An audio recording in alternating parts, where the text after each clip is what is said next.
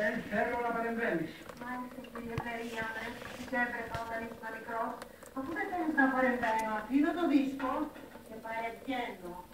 Κανέλα! Κανέλα, πού είστε? Δεν βλέπεις. Δεν σε βλέπω γιατί έχει το δώσει το μάτι μου. Δεν πήρα πότε να σου συνέβη γιατί δεν τραγουδάστηκες. Δηλαδή αυτό το κακό που σου συνέβη είναι καλό για μας. Άσε τα αστεία γυναίκα. Αυτά τα καθάρματα οι πολυμελαίοι δεν θα μας κλέβουν τα στίχα μου φυσικά. Τώρα εκόψανε και ολόκληρα χρονάρια. Τι έκανε, λέει, είσαι σίγουρος? Δεν σου λέω. Η κλαδιά είναι κομμένα με πριόνι.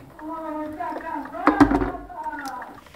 Θα σε να μιλήσω με βαζιάκα τώρα, και καταργέμαι να σου μαραθούν τα ζήτα. Η γυναίκα του δεν την καταγράφηκε. Αν σου μαραθούν την πολυμελαία, πώς θα την κατάει καλύτερο? Καλύτερα. Λοιπόν, χώρια πήγε.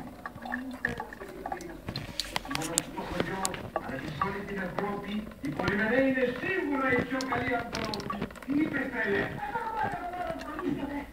Ευχαριστώ.